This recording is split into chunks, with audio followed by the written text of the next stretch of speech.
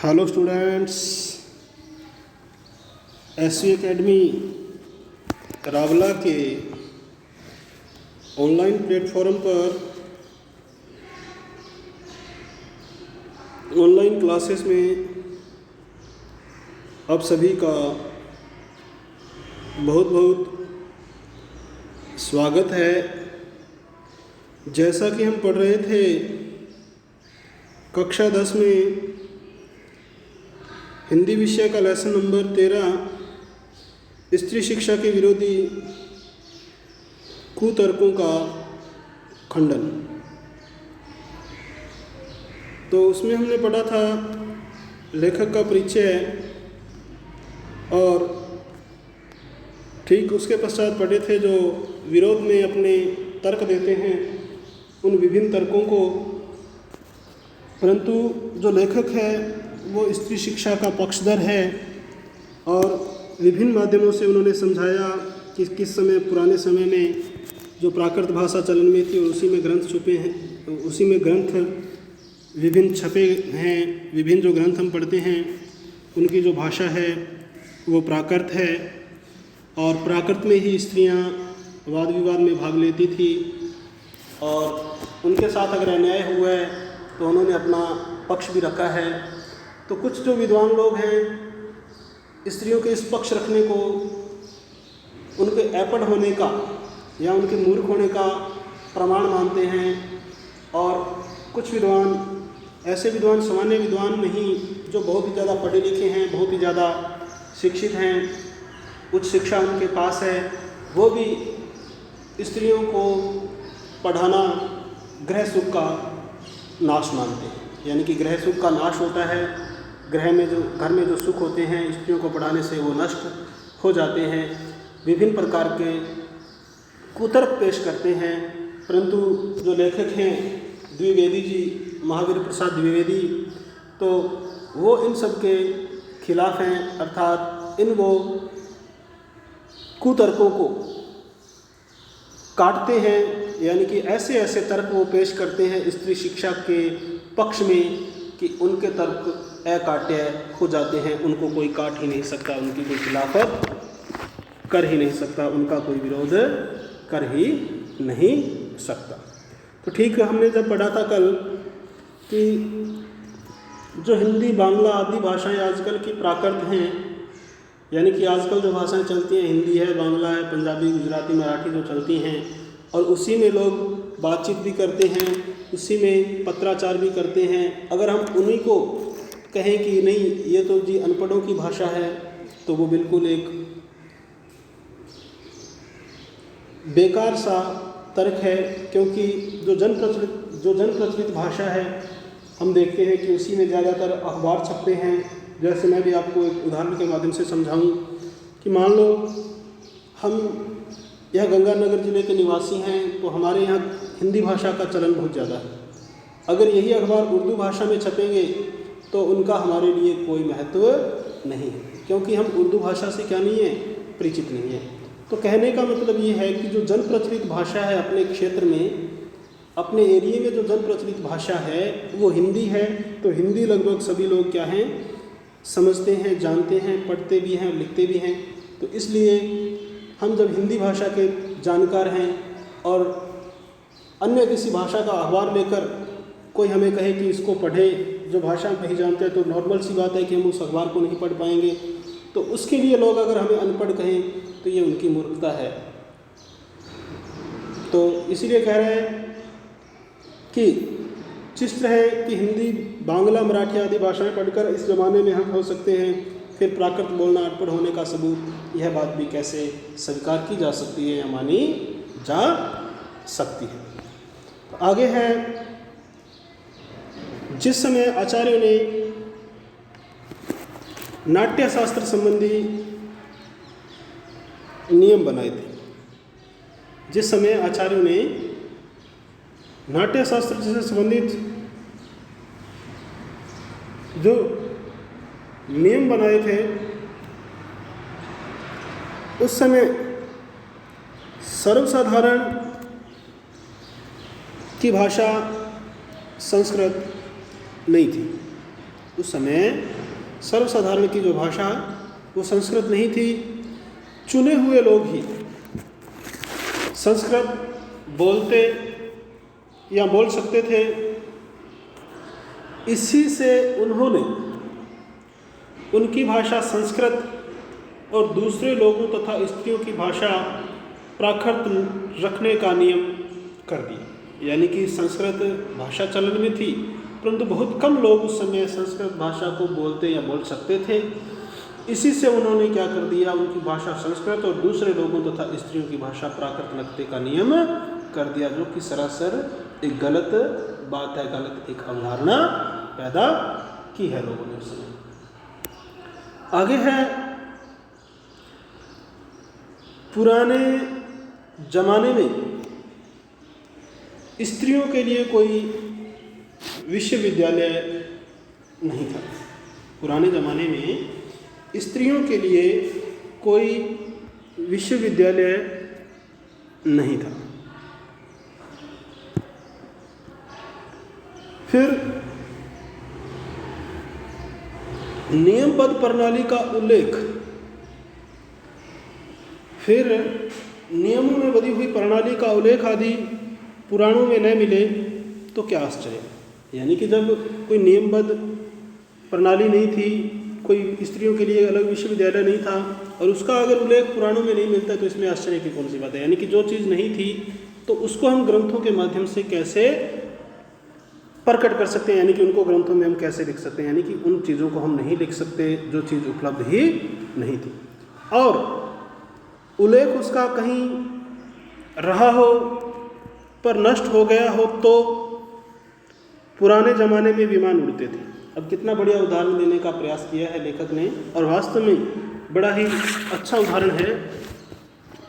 पुराने ज़माने में विमान उड़ते थे, बताइए उनके बनाने की विद्या सिखाने वाला कोई शास्त्र, बताइए उनके बनाने की विद्या सिखाने वाला कोई शास्त्र बताओ। यानी कि पुराने ज़माने में भी जहाज उड़ते थे, क्या किसी ग्रंथ में ऐसा लिखा हुआ है पुराने ज़माने में मिला है हमें कि उसमें विमान उड़ाने की, विमान चलाने की कला कोई बताई गई हो?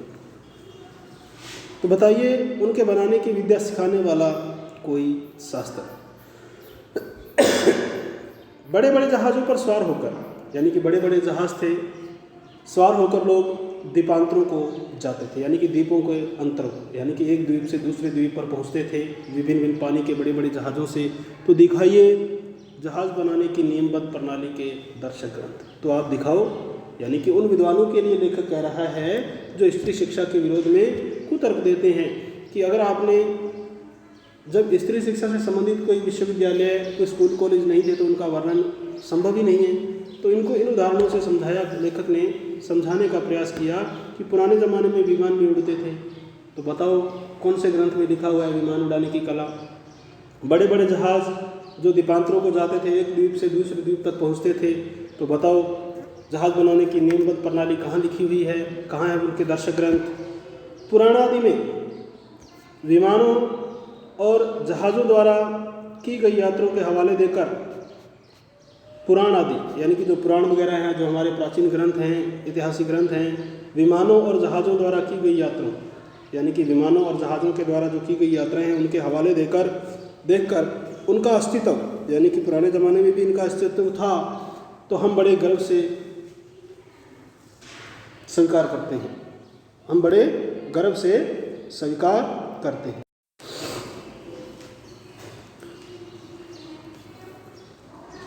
हवाले देकर उनका अस्तित्व तो हम बड़े गर्व से स्वीकार करते हैं, परंतु पुराने ग्रंथों में अनेक प्रगल्भ पंडितों के नामोल्लेख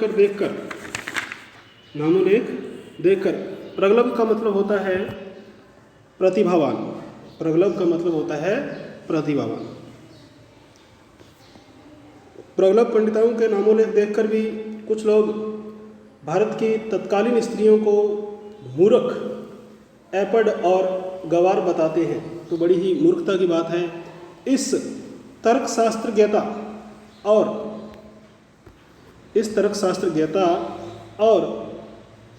न्यायशीलता के बलिहारी, मैं तो इस न्यायशीलता के बलिहारी जाता हूँ।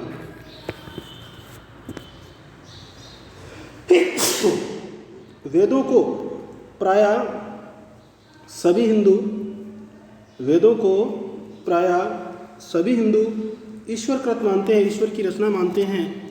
सो ईश्वर तो वेदों मंत्रों की रचना अथवा उनका दर्शन विश्ववरा आदि स्त्रियों से करावें और हम उन्हें ककहरा पढ़ाना भी पाप समझें। शीला और विजा आदि कौन थी? यानी कि विभिन्न स्त्रियों ने अपना बहुत ही ज़्यादा महत्व दिया है। जैसे सो ईश्वर तो वेद मंत्रों की रचना अथवा उनका दर्शन विश्ववरा आदि स्त्रियों से कराता है। ईश्वर को भी मानते हैं कि उन्होंने भी जो वेदों और मंत्रों की जो रचना है वो किससे करवाई? स्त्रियों से करवाई। और हम उन्हें ककहरा पढ़ाना भी पाप समझें और हम उनको थोड़ा बहुत पढ़ने लिखने के लिए भी पाप समझें, ग्रह सुख का नाश समझें, तो बड़ी ही मूर्खता की बात है। आगे कह रहे हैं लेखक, शीला और विजा आदि कौन थी? शीला और विजा ये स्त्रियां कौन थी? वे स्त्री थी या नहीं? वे स्त्रियां थी या नहीं? बड़े बड़े पुरुष कवियों से आदृत हुई है या नहीं? सारंगधर पद्धति में उनकी कविता के नमूने हैं या नहीं? बौद्ध ग्रंथ त्रिपिटक के अंतर्गत, बौद्ध ग्रंथों में त्रिपिटक ग्रंथ हैं, अभिधम पिटक, सुत्त पिटक और विनय पिटक, ये 3 प्रकार के ग्रंथ हैं जिसमें बौद्ध ग्रंथ का संपूर्ण वर्णन हमें मिलता है। तो उसके अंतर्गत थेरी गाथा में जिन सैकड़ों स्त्रियों की पद्य रचना उद्धृत है, यानी कि बौद्ध ग्रंथों को जब हम पढ़ते हैं तो उसमें सैकड़ों स्त्रियों की पद्य रचना लिखी हुई है, तो क्या वे अपढ़ थी? क्या वे अपढ़ थी? जिस भारत में कुमारिकाओं को चित्र बनाने, यानी कि जिस भारत में जो कुमारिकाओं को, स्त्रियों को, लड़कियों को चित्र बनाने, नाचने, गाने, बजाने, फूल चुनने, हार गूंथने, पैर मलने तक की कला आदि सीखने की आज्ञा थी, उनको लिखने पढ़ने की आज्ञा नहीं थी। क्या उनको लिखने और पढ़ने की आज्ञा नहीं थी? यानी कि वो समस्त काम करती थी, चित्र बनाना, नाचना, गाना बजाना, फूल चुनना, हार गूंथना, पैर मारने, ये तक की कला सीखने की आज्ञा थी। क्या उनको पढ़ने लिखने की आज्ञा नहीं थी? कौन विज्ञ, विद्वान, सज्जन लोग ऐसी बात मुख से निकालेगा? कोई ऐसा विद्वान नहीं है जो इस प्रकार की बात अपने मुख से निकालेगा, और कोई निकालेगा भी तो मानेगा कौन? अगर कोई विद्वान इस प्रकार की बात कहेगा भी तो उसकी बात को कोई मानने वाला नहीं है। आगे है अत्रि की पत्नी। अत्रि एक महान विद्वान हुआ है। अत्रि की पत्नी धर्म पर व्याख्यान देते समय घंटों पांडित्य प्रकट करे। अत्रि की जो पत्नी थी, पत्नी धर्म पर व्याख्यान देते समय घंटों तक, यानी कि काफ़ी समय तक वो पांडित्य प्रकट करे, अपनी विद्वता प्रकट करती थी। गार्गी बड़े बड़े ब्रह्मवादियों को हरा दे। जो गार्गी पुरस्कार आजकल शिक्षा के क्षेत्र में दिया जाता है, तो उसी की चर्चा कर रहे हैं। जो गार्गी स्त्री है वो बड़े बड़े ब्रह्मवादियों को, बड़े बड़े जो ब्राह्मण थे उनको भी तर्क वितर्क में हरा देती थी। मंडन मिशन की सहधर्मचारिणी यानी कि मंडन मिशन की जो पत्नी थी वो शंकराचार्य के छक्के छुड़ा दे, यानी कि शंकराचार्य अपने आप को बहुत बड़ा विद्वान समझता था और उसके भी उसने छक्के छुड़ा दिए। तो गजब!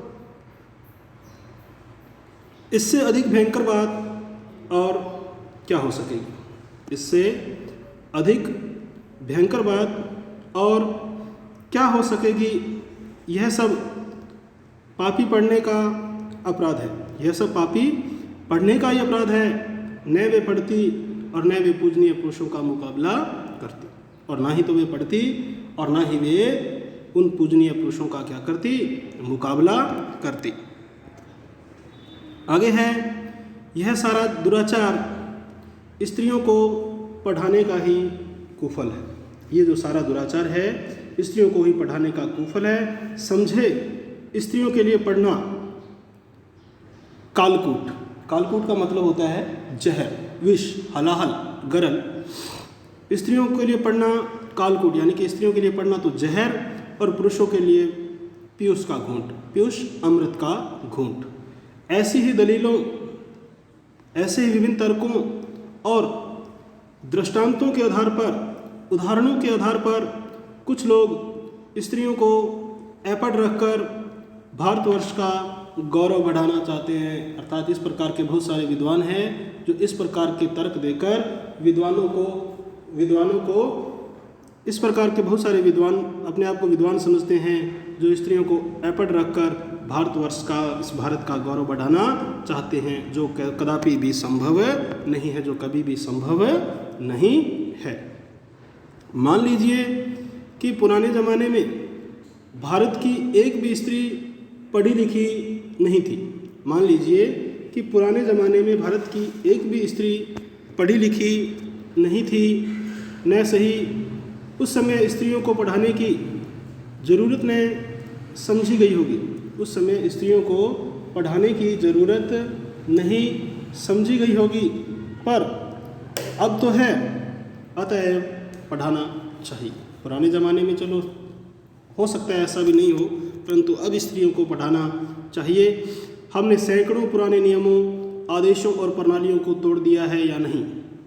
हमने पुराने बहुत सारे नियम और आदेश हैं और प्रणालियां हैं जिनको तोड़ा है, तो इस प्रणाली को भी हमें तोड़ना चाहिए। तो चलिए स्त्रियों को ऐपट रखने की इस पुरानी चाल को भी हम क्या कर दें, तोड़ दें, ख़त्म कर दें, अर्थात स्त्रियों को पढ़ाना शुरू करें।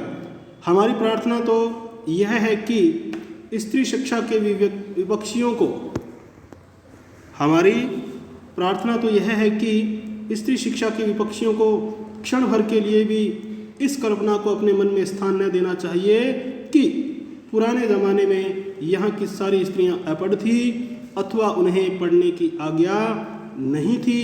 जो लोग पुराणों में पढ़ी लिखी स्त्रियों के हवाले मांगते हैं, साक्ष्य मांगते हैं, उन्हें श्रीमद् भागवत दशम स्कंद के उत्तरार्ध का 53वां अध्याय पढ़ना चाहिए। उसमें रुक्मिणी हरण की कथा है, उसमें रुक्मिणी हरण की कथा है।